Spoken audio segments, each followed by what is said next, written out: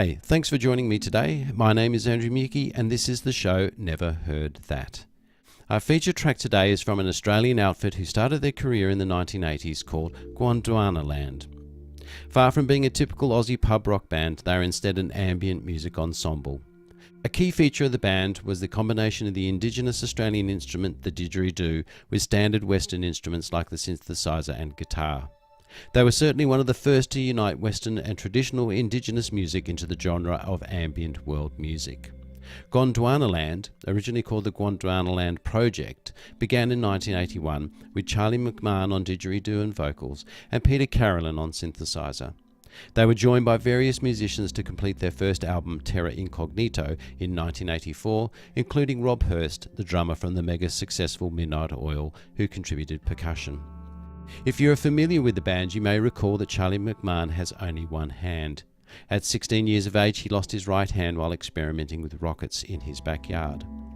As regular listeners to the show will know, I often comment about the difficulty I have when I need to select just one song from a particular artist or band. That is the case here with Gondwanaland.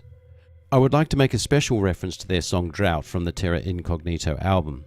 It should be mentioned that there is some magnificent guitar work from Andrew Deteliger which really contributes to the essence of that song. A particularly beautiful track you can literally close your eyes and imagine yourself in the red centre of Australia. Which is also the case with the feature track for today, World's End. This is from their third album, Gondwanaland, which was released in 1988. They had dropped the word project from their name by that time. They had also been signed to the WEA label, which was part of the Warner Music Group. After previously being on independent labels up to this point, you can almost feel that they had a little bit more money to spend on this one. The album certainly covers a lot of musical ground over its 10 tracks. You'll be interested to know that Gondwanaland actually hold the record for Australia's largest live performance with their SoundCloud performance to 120,000 people at Sydney Cove in 1988.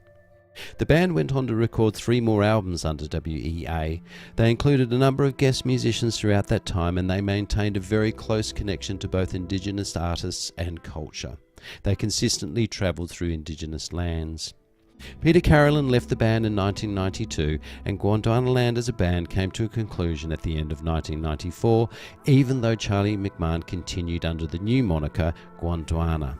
A show of the esteem that they were held is demonstrated in a compilation album called Over Gondwanaland that was released in 2005 by the Latosphere World Music label.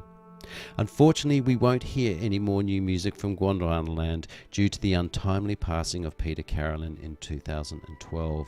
However, there is a lot of beautiful music that they have gifted us. This track is one of those. So let's close our eyes and journey to Central Australia. Feel the heat, the rolling and parched terrain. Here is Gondwanaland with the track World's End from their 1988 album Gondwanaland.